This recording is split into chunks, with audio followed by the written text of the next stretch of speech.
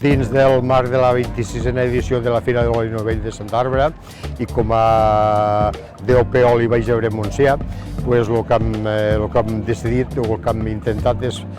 seguir la promoció dels vols captius organitzats per la Federació Catalana de DOPs i IGPs, dels diferents productes de qualitat, i pensem que és una forma de promocionar aquests productes de màxima qualitat del territori de Catalunya.